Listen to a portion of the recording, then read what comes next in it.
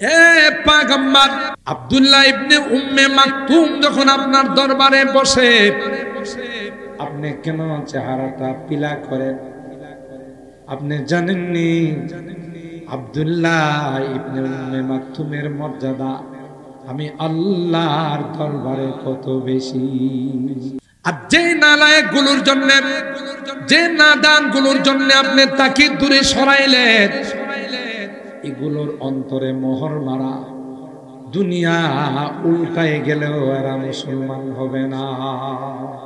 এগুলো বাটফার, এগুলো কি বাটফার, সিটার, দান্ডা, এগুলো মুসলমান হবে। ঠিক যখন গরিব সাহাবীদের বেলায়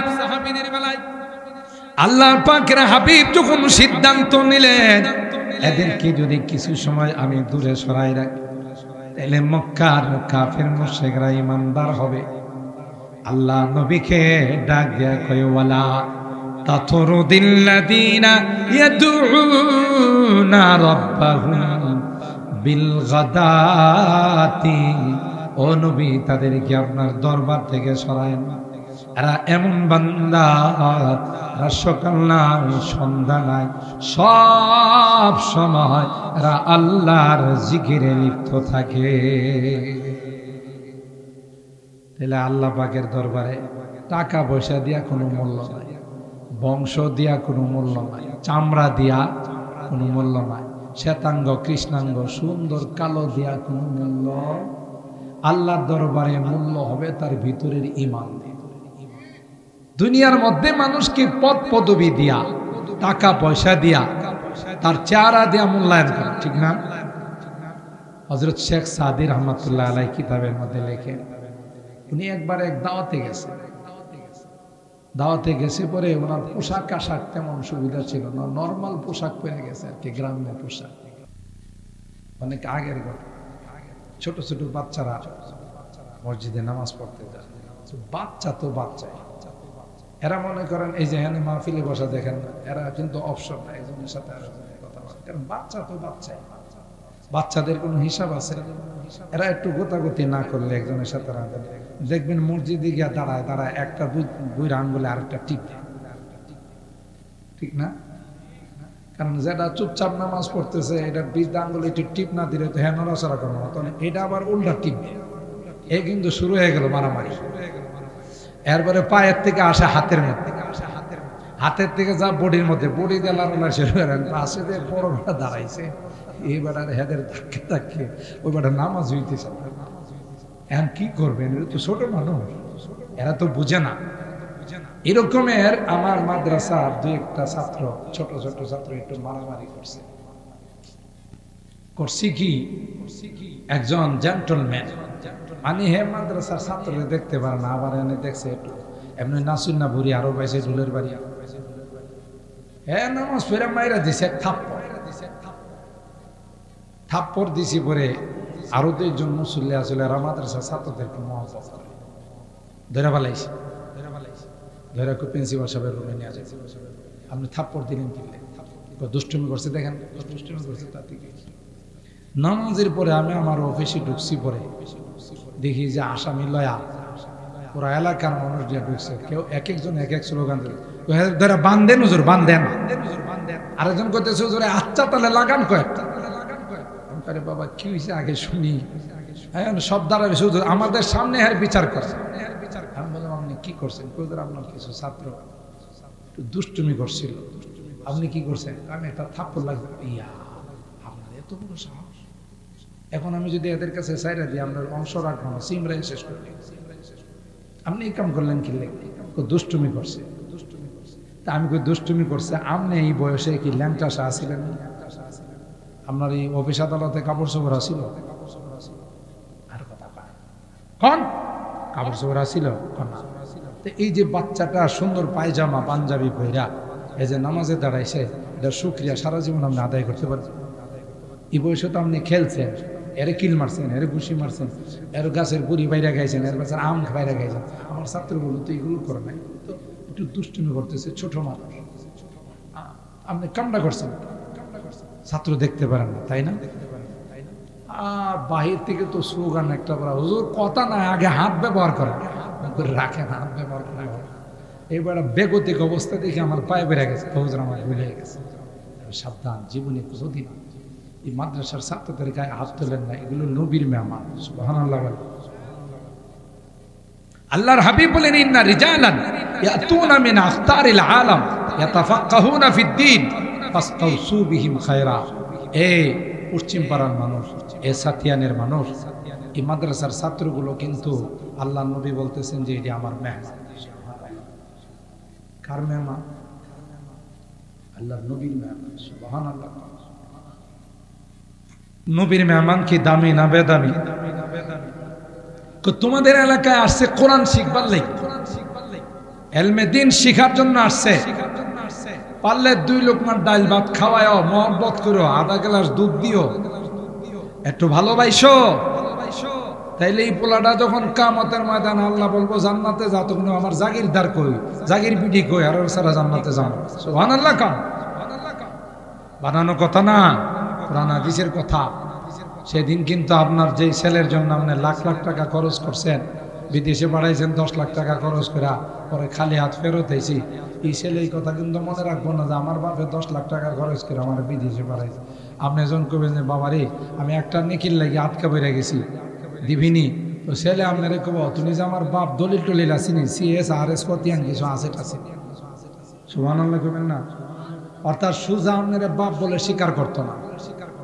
কোরআনের কথা, ইয়াউমা ইয়াফিরুল মারউ মিন আখিহি ওয়া উম্মিহি ওয়া আবিহি ওয়া সাহিবাতিহি ওয়া বানি।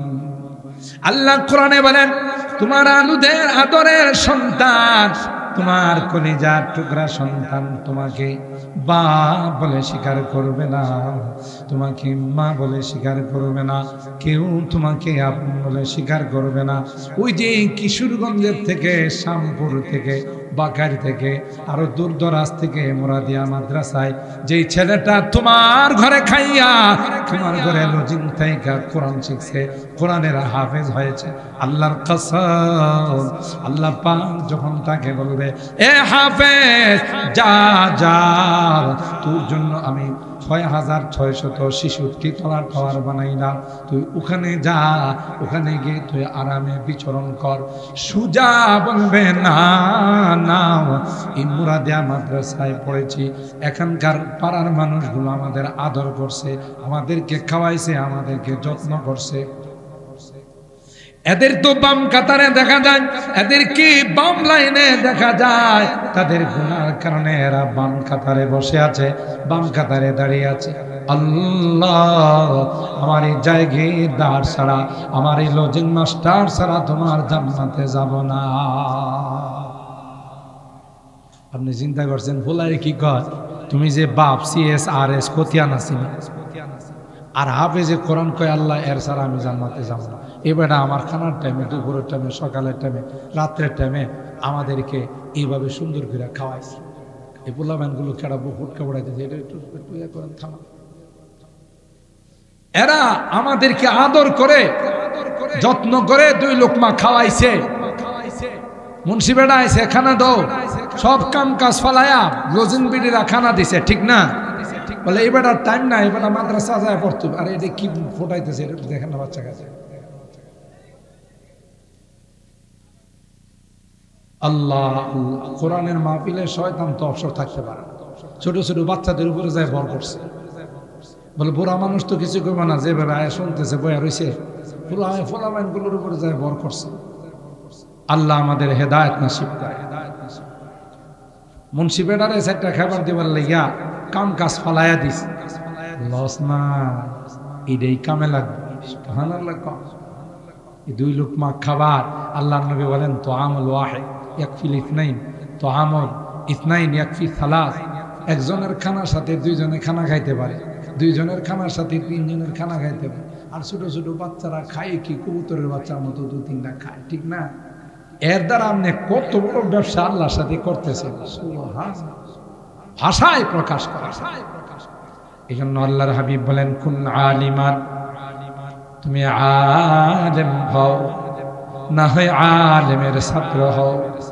সেটাও যদি সম্ভব না হয়, বয়স নাই, তাদের সাহায্য করো, সহযোগিতা করো। ও যদি সম্ভব না হয়, তাদেরকে ভালোবাসো, মহব্বত করো, লস নাই।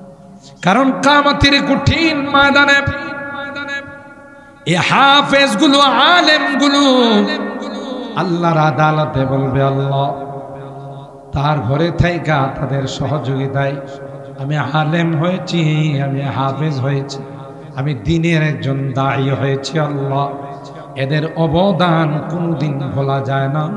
তাই আল্লাহ তাদেরকে জান্নাতে না দিলে আমি তোমার জান্নাতে যাব না। সুবহানাল্লাহ। দেখছিনি একটা কথা আছে না বাংলাতে, আপন থেকে বড়ই বালা। মানে নিজের সন্তান, নিজের স্ত্রী, নিজের ভাই বেরাদর, নিজের আত্মীয় স্বজন কামা লাগবে না। ও দূরের থেকে আইছে, মহব্বত করছি, ভালোবাসছি, নবী কই এরাই তোমার বিপদের দিনে কাজে লাগবে। সুবহানাল্লাহ। তাইলে যারা নায়েবে রাসূল, কোরআন হাদিস শিক্ষা করার জন্য, হাফেজ হওয়ার জন্য, আলেম হওয়ার জন্য আসে, তাদের সাথে আমাদের মহব্বতের সম্পর্ক রাখতে হবে না? যারা আল্লাহ নবী গাড়ে হেরাত থেকে এই ওহী এলমে ওহী নিয়ে আসছেন, মক্কার কাফেররা বিরোধিতা করছে, কিন্তু কোথায়? আবিসিনিয়া থেকে, হাবশী গোলাম বেলাল রাদিয়াল্লাহু তাআলা আল্লাহ নবীর আয়েশা মহব্বত করছে। আল্লাহ তারে এমন মহব্বত করছে, এমন ভালোবাসছে, যে ভালোবাসার কারণে বেলাল হাবশীর মর্যাদা কমছে না, বাড়ছে। জোরে কর। আল্লাহ নবী তারে মসজিদে নববী, মদিনার মসজিদের প্রধান মুয়াজ্জিন বানাইছে। আর মেরাজে গিয়ে বেলালের পায়ের আওয়াজ শুনে সুবহানাল্লাহ বলে। অথচ বেড়া গোলাম, জাতি কি গোলাম, দেখতে কি কালো, ঠুট্টি কি মোড়া, চুলগুলো কুকরানো, একজন গোলাম। কিন্তু আল্লাহর নবীরে ভালোবাসার কারণে, আল্লাহর কোরআনকে ভালোবাসার কারণে আল্লাহ বেলালের মর্যাদা এত বাড়াইছে, এত বাড়াইছে।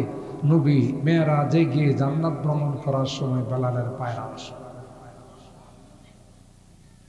সেই সালমানে ফার্সি পারস্য থেকে কতগুলো হাত বদল হইয়া এবার বালা মানুষরা গোলাম বানাইছে, বানায়া এক জায়গা থেকে আরেক জায়গায়, এক জায়গা থেকে আরেক জায়গায় বিক্রি করতে করতে একটা পর্যায়ে আল্লাহ নবীর দরবার আয়েশা পড়ছে।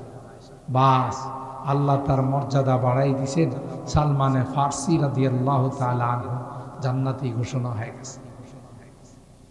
আব্দুল্লাহ ইবনে সালাম ইহুদিদের আলেম ছিলেন, তাওরাতের আলেম ছিলেন আব্দুল্লাহ ইবনে সালাম। এই আব্দুল্লাহ ইবনে সালামের কথা আল্লাহ কোরআনে বারবার আলোচনা করেছে। কেন? ইসলামের খাতিরে।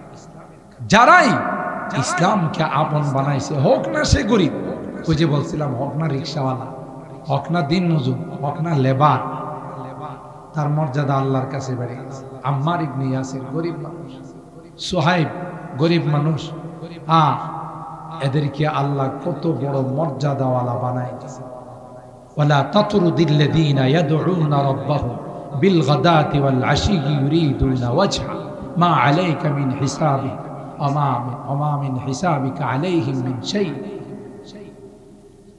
কাফেররা একবার আয়েশা আল্লাহ নবীর কাছে সব মিল্লা পরামর্শ করে আইছে। আয়েশা কয়, মুহাম্মদ, তোমার সাইড ফাইডে যারা বসা থাকে এদের সাথে আমাদের মানায় না, এগুলো নিম্নবিত্ত মানুষ, নিম্ন শ্রেণীর মানুষ। আরেকজন তোমার কাছে থাকে, তোমার মসজিদের মুয়াজ্জিন আব্দুল্লাহ ইবনে উম্মে মাকতুম, এবারে হলো কানা, অন্ধ, আমাদের প্রেস্টিজে লাগে। তুমি যদি এদেরকে তোমার দরবার থেকে একটু সরাই দিতে পারো, আমরা যারা নেতৃস্থানীয় আছি, নেতা খেতা আছি, আমরা সবাই মিল্লা মুসলমান। শয়তানগুলো আইসা আমার নবীর কাছে প্রস্তাব, আল্লাহ নবী মনে করছে যে এরা তো মক্কার বড় বড় সর্দার, লিডার, এরা মুসলমান হয়ে গেলে, একজন হয়ে গেলে আরো 10 জন মুসলমান, ঠিক না? এই আশা নিয়ে আল্লাহ নবী আব্দুল্লাহ ইবনে উম্মে মাকতুম অন্ধ সাহাবীকে বললেন যে তুমি একটু দূরে থাইকো, আমার দরবারে একটু কম আইসো, কারণ আমি যদি কোনো মতে এদেরকে মুসলমান বানায় ফেলাইতে পারি তাইলে সুবিধা হবে। এই আশা নিয়ে রাসূল আকরাম সাল্লাল্লাহু তাআলা আলাইহি ওয়াসাল্লাম আব্দুল্লাহ ইবনে উম্মে মাকতুমকে নিষেধ করছেন, গরিব সাহাবীদেরকে নিষেধ করছেন। বাবারে অ্যাকশন, ডাইরেক্ট অ্যাকশন। সাথে সাথে আল্লাহ আয়াত নাযিল করে আল্লাহ নবীর ধমক দিয়েছেন, আবাসা ওয়া তাওয়াল্লা আন জাআহুল আ'মা ওয়া মা ইউদরিকা লাআল্লাহু ইয়াতাযাক্কা। এ পয়গম্বর, আব্দুল্লাহ ইবনে উম্মে মাকতুম যখন আপনার দরবারে বসে, আপনি কেন চেহারাটা পিলা করেন? আপনি জানেননি আব্দুল্লাহ ইবনে উম্মে মাকতুমের মর্যাদা আমি আল্লাহর দরবারে কত বেশি। আর যে নালায়েক গুলোর জন্য, যে নাদান গুলোর জন্য আপনি তাকে দূরে সরাইলেন, এগুলোর অন্তরে মোহর মারা, দুনিয়া উল্টায় গেলেও এরা মুসলমান হবে না। এগুলো বাটফার, এগুলো কি বাটফার, সিটার, দান্দা, এগুলো মুসলমান হবে। ঠিক যখন গরিব সাহাবীদের বেলায় আল্লাহর পাকের হাবিব যখন সিদ্ধান্ত নিলেন এদেরকে যদি কিছু সময় আমি দূরে সরাই রাখি তাহলে মক্কার কাফের মুশরিকরা ঈমানদার হবে, আল্লাহ নবীকে ডাক দেয়া কয়, ওয়ালা তাতরুদিল্লাযীনা ইয়াদউনা রাব্বাহুম বিল গাদাতি, ও নবী তাদেরকে আপনার দরবার থেকে সরায় না। এরা এমন বান্দা, এরা সকাল নাই সন্ধ্যা নাই সব সময় এরা আল্লাহর জিকিরে লিপ্ত থাকে। তাহলে আল্লাহ পাকের দরবারে টাকা পয়সা দিয়া কোনো মূল্য নাই, বংশ দিয়া কোনো মূল্য নাই, চামড়া দিয়া কোনো মূল্য নাই, শ্বেতাঙ্গ কৃষ্ণাঙ্গ সুন্দর কালো দিয়া কোনো মূল্য। আল্লাহর দরবারে মূল্য হবে তার ভিতরের ঈমান। দুনিয়ার মধ্যে মানুষকে পদ পদবি দিয়া, টাকা পয়সা দিয়া, তার চেহারা দিয়া মূল্যায়ন করে, ঠিক না? হযরত শেখ সাদী রহমাতুল্লাহ আলাইহি কিতাবের মধ্যে লেখেন, উনি একবার এক দাওয়াতে গেছে পরে ওনার পোশাক আশাক তেমন সুবিধা ছিল না, নর্মাল পোশাক পরে গেছে আর কি, গ্রামের পোশাক। তো যারা আয়োজন করছে ওরা যখন উনি ঢুকতে চাইলেন, উনি তো একজন সম্ভ্রান্ত মানুষ, নামি দামি মানুষ, কত বড় কবি সাহিত্য। বাইরে বসে, বাইরে বসে, বিয়ে বিধে জায়গা, স্পেশাল মেহমানদের জায়গা। শেখ সাদী রহমাতুল্লাহ আলাইহি ধাক্কা ধুক্কা দিয়া ধমকায়া দমকায়া বাইরে বসে, উনি ওখানে চারটা খায়া চলে গেছে। পরের বার আবার এই অনুষ্ঠানে ওনার দাওয়া, বড় বড় ভিআইপি যারা আছে, বড় বড় নেতা খেতা, এবার উনি শেরওয়ানি টেরওয়ানি লাগায় আবা কাবা লাগায় আসছে পরে একবারে সবার উপরের চেয়ারটা নিয়ে ওনারে দিচ্ছে। এখন আর উনি বাহিরে না, সবাই সম্মান দিয়ে আহলান সাহলান, আগতম স্বাগতম সব দিয়ে একেবারে নিয়ে আসল চেয়ারে বসে। খানার যখন সময় হয়েছে উনি করছি কি, যত খানা দিতেছে সব পকেটে ঢুকাইতেছে, নিজে একটা লোকমাও খায়। এখন যারা খাওয়াইতেছে এরা আয় এই কি কোন অভদ্রের ভিতরে ঢুকাইলাম, খানা ভিতরে খাইবেন আপনি, পকেটে এই খানার উপযুক্ত আমার পোশাক আমি না। বুঝেননি কথাটা?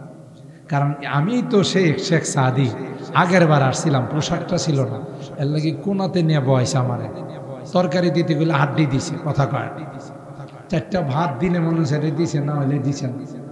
আর ওই শেখ সাদী এখন আসছি, শুধু পরিবর্তনটা হলো শেখ সাদীর না, পরিবর্তন হলো শেখ সাদীর পোশাকের। সুতরাং এই খানা শেখ সাদীর না, এই খানা হলো পোশাকের। এই জন্য 2 পকেটে পোশাক রেখেছি, খা, তোর লাগে এত সুন্দর খানা, আমারে তো দেয়। কথা বলেন ঠিক কিনা? তাইলে বড় মানুষের সাথে সম্পর্ক রাখলে ছোট মানুষের দাম বাড়ে না কমে। ওই যে বললাম চেয়ারম্যানের কেরানি, এমপি সাহেবের পিএস, মন্ত্রী সাহেবের এপিএস, ঠিক না? ওই বেটার সাথে কথা কইতে গেলে শিডিউল নিয়ে যাওয়া লাগে।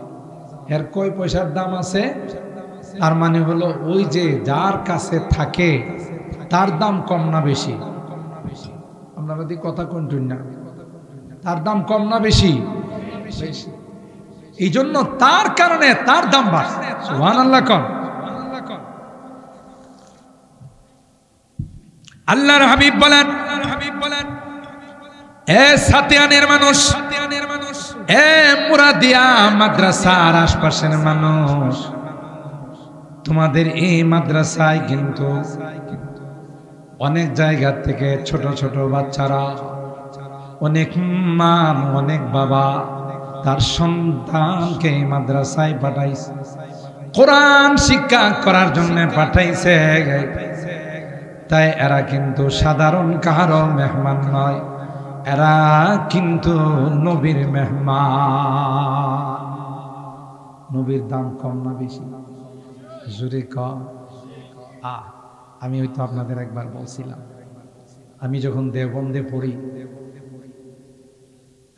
শেষ বছর দরা হাদিসের বছর, আমাদের যিনি শেখুল হাদিস হযরত মাদানী রহমতুল্লাহ আলাইহি আজাল্লে খলিফা, যিনি বুখারী আউয়াল পড়াইতেন, আপনারা একটু সামনে আয় পড়েন, তাহলে ওই পিছনের প্যান্ডেলটা শেষ হয়ে গেছে, একটু আসেন সামনে, একটু কষ্ট করে আয় পড়েন। যারা পিছনে আছে এরা যেন কষ্ট পায়, আসেন একটু সামনের দিকে আসেন।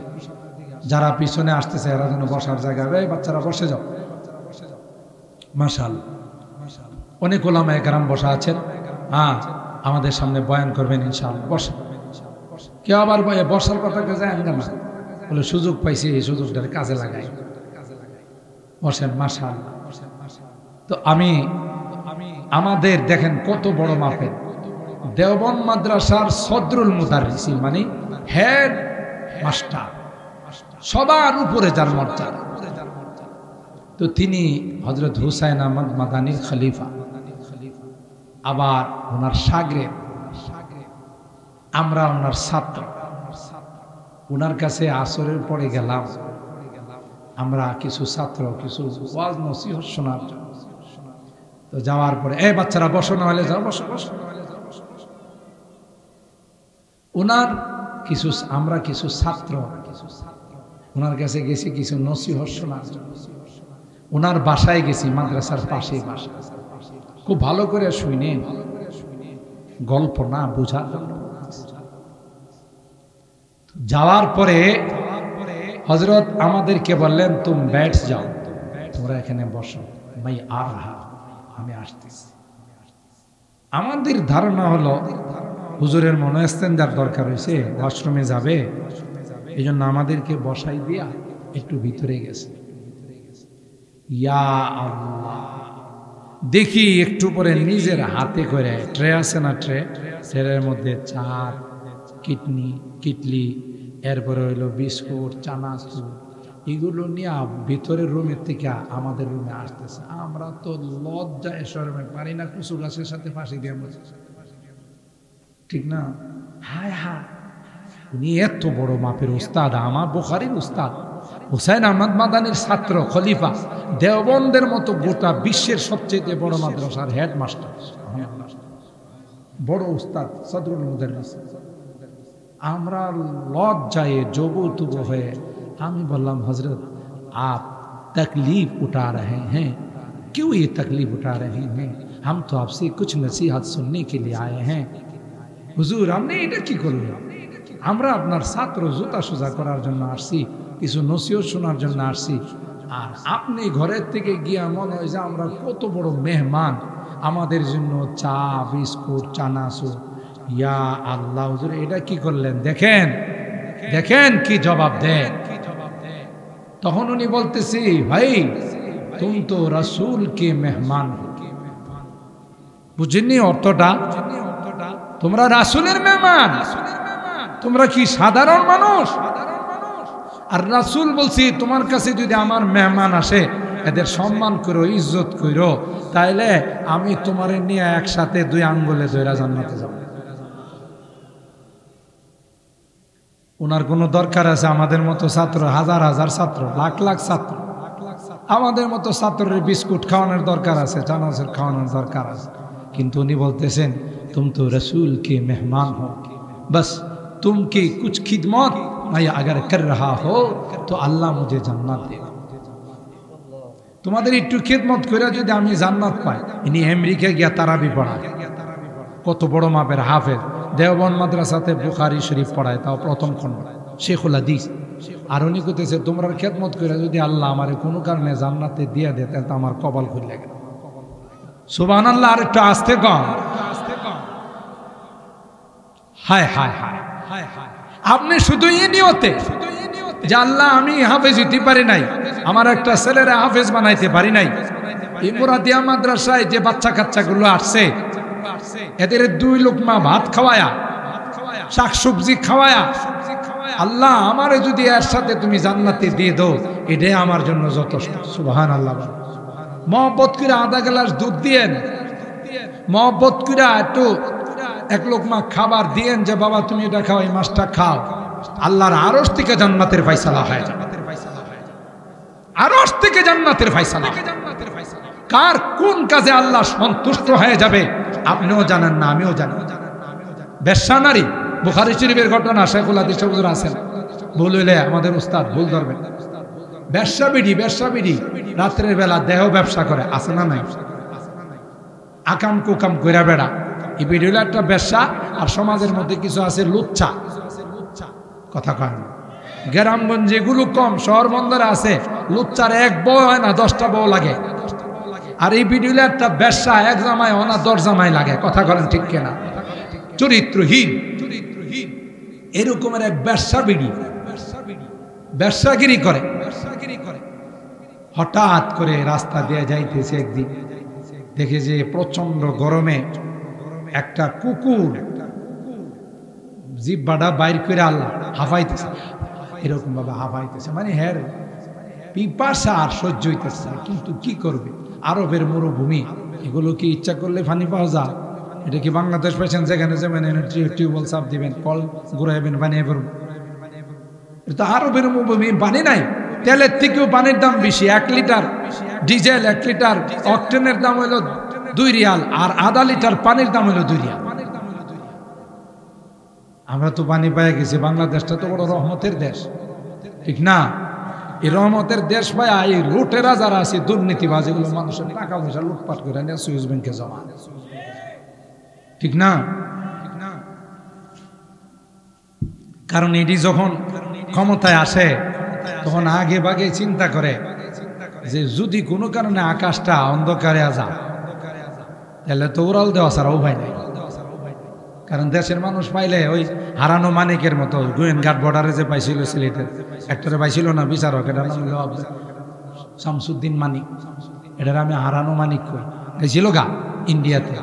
এরপরে মাজিরা পরে দেখছে যে ব্যাগের মধ্যে কোটি কোটি টাকা। চিন্তা করছে আল্লাহ, এ তো আল্লাহ নিয়ামত, কোনো রুজি করা লাগে না, ব্যাগ ভরা টাকা দিয়ে দিচ্ছে। এই টাকা দিল নিজের দেশে ফেরত যান। হ্যাঁ আয়সা তখন কলা পাতাতে শুইছে, বুঝলেন না? কলা পাতাতে শুইছে যেন কেউ যেন না চিনে, আবার দাঁড়িয়েও রেখে দিচ্ছে। আরে এটা আস্তে একটা শয়তান। এই শয়তানে আদালতের মধ্যে বৈশা বৈশা রায় দিত, হ্যাঁ, যে যারা আলেম ওলামারা মাহফিল করে বয়ান করে দুদক দুর্নীতি দমন কমিশনের ডাক দিয়া গেছে এদের তদন্ত করে ট্যাক্স বসান, মানে জনওয়াজ মাহফিল আর না। দেখছেন কত ভালো মানুষ। অর্থাৎ হ্যাঁ বাইরটা যেমন কালা, ভিতরটা আরো বেশি কালা, কথা কয় না। এই হারানো মানিক বর্ডারে যখন দেয়া গেছে ফেরত, তখন কলা পাতা বিছায় শুইছে। আল্লাহ কয় কলা পাতা না, মাড়ি যদি উপরে দিয়েও শুয়ে থাকো ওখান থেকে খুইরা খুইরা বাইর করো। মানুষের টাকা পয়সা খাইছ, সিরিলিয়ন ফলাইতে আসি। আর সিলেটের মানুষ খবর পাইছে যে হারানো মানিক পাওয়া গেছে, এটা হারাই গেছিল, কথা কয় না। এই খবর পায়া সিলেটের মানুষ সব আইসা বীর জমাইছে, জমায়া সবাই একটু একটু করে শরিক হইছে। শরিক পর্যন্ত পাইকারি মাইর, জুমলা মাইর। এই জুমলা মাইর এমন দেওয়া দিছে, পরে উসমানী মেডিকেল কলেজের ডাক্তাররা পরবর্তীতে সাংবাদিকদের সামনে যখন রিপোর্ট পেশ করছে, বলছে যে এমন মাইর দেওয়া দিছে সমস্ত ইনকাম ট্যাক্স দেয়া নিচের অংশে বসছে, নিচের অংশে বসাইছে মানুষ। কথা কয় না, হ্যাঁ দাঁড়িয়ে রাখছে, আর সারা জিন্দিগি দাড়িওয়ালারে বকাবকি করছে। এটা কি খালেস নিয়তে রাখছে না বাজবার লেগে রাখছে? বাজবার লেগে রাখছে, দাঁড়িয়ে রাখা কামায় না। আরেকটা দরবেশ দেখতো পুরো আব্দুল কাদের জিলানির মতো ছিল, এটা দাঁড়িয়ে রাখছে সারা জিন্দিগি, যখন বিপদে পড়ছে দাঁড়িয়ে কামাইছে।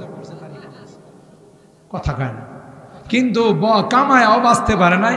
যখন সদরঘাটের মধ্যে নৌকা দেওয়া যাইতেছিল, তো আর একটা আইনমন্ত্রী আছে, এটারে ধরছে, যারা নদীতে যারা কুশঘাট যাদেরকে বলে নৌবাহিনী, ধরছে পরে এটা আমারে ধরলেন, এটারে দেখেন না, ওই যে আরেকটা আছে, এটারে যখন ধরছে দরবেশটারে, তখন দরবেশটা দেখাই দিয়েছে যে ওই যে আরেকটা বয়ে রয়েছে। কেন? কারণটা কি? এই যে দুর্নীতি, মানুষের টাকা আত্মসাৎ করা খুব খারাপ জিনিস, ঠিক কিনা বলেন? যাই হোক, ওই বেশ্যা নারী এই রাস্তা দিয়ে যাইতেছে, বুখারী শরীফের কথা। তখন এই কুকুরের অবস্থা দেখা, এই যে চামড়ার মোজা আমরা যে পরে, এটি হলো চামড়ার মোজা। এই চামড়ার মোজা এটি কিন্তু ভিতরে কোনো ছিদ্র নাই, এটারের ওড়না দিয়া রশি বানাইছে বুখারী শরীফে, বানায়া কুয়ার নিচের থেকে পানি উড়াইছে, উড়াইয়া ওই যে কুকুরটা কুয়ার পারে বসা যে হাফাইতেছে, এটার জিহ্বার মধ্যে পানি দিছে। সুযোগ হয়ে গেছে এই মাদ্রাসাগুলোর দ্বারা। আবার কয়েন না বাপরি বাপ, কোনায় কোনায় মাদ্রাসা হইতেছে, অতলা মাদ্রাসা কিনলে অনেকে কিন্তু এই কথা কয়, আরে ভাই মাদ্রাসা বেশি হইলে আমাদের অসুবিধা কই? পাড়ায় পাড়ায় যদি কোরআন তেলাওয়াত হয়, এতে রহমত আসবে না গজব আসবে? রহমত, অসুবিধা কি? হোক না। বড় মাদ্রাসা এলে মালে আতা মাদ্রাসা, ছোট ছোট মাদ্রাসার যে সন্তান দিব এটি যায় বড় মাদ্রাসায় দেওয়া পড়ব। কথা কয় না, কারণ এই অত্র অঞ্চলের মাদার ইলমি, অত্র অঞ্চলের সমস্ত মাদ্রাসার কেন্দ্র হইল মানে এত মাদ্রাসা, ঠিক কিনা বলেন? ছোট ছোট মাদ্রাসা থেকে এরা পড়ে, ওই মাদ্রাসায় গিয়া ভর্তি হইব, আলেম। এই বাচ্চাগুলো যাদেরকে দুই লোকমা খাওয়াইছেন, যাদেরকে মহব্বত করে 5 টাকা 10 টাকা দিছেন, একদিন কাজে লাগবো, যেদিন আপনার আপনজন কেউ কাজে লাগবে না। পরিষ্কার কথা। আল্লাহর হাবিব বলেন, কোনোদিন পঞ্চম প্রকারে যায় না। মাদ্রাসা ভালো লাগে না, মাদ্রাসার শিক্ষা ভালো লাগে না, আলেম ওলামা ভালো লাগে না, এই কাম জীবনও করো না, করলে কিন্তু দুনিয়া হারাই বা পরকাল হারাই। ঠিক কিনা বলেন? ঠিক কিনা বলেন? তাহলে আমরা মহব্বত রাখবো তো ইনশাআল্লাহ। আপনারা আলহামদুলিল্লাহ গত বছরও আমি আপনাদের কাছে চাইছি, মাস্টার মামা আমারে বললো যে আপনি একটু চাইলে সবাই দিবে কিছু, আর আমি তো আপনার কাছে চাই দাবি করি, যেহেতু আপনারা দেন, আপনারা যদি আবার না দিতেন তাহলে চাইলাম না। মাশাআল্লাহ আপনারা দেন 500 1000 কইরা। এই জন্য এই সময়টার মধ্যে আমি 10টা মিনিট, বেশি সময় নিব না, 10টা মিনিট একটু কে আছেন যে এই বাচ্চাগুলো আমাদের গ্রামে আইছে লেখাপড়া করবার লাগিয়া, এর লাগে আমি 500 টাকা দিলাম, 1000 টাকা, 2000 টাকা, 5000 টাকা দিলাম। আমার মা নাই, বাপ নাই, আত্মীয় স্বজন নাই, দাদা নাই, দাদি নাই, কে আছেন একটু বলেন? কে আছেন?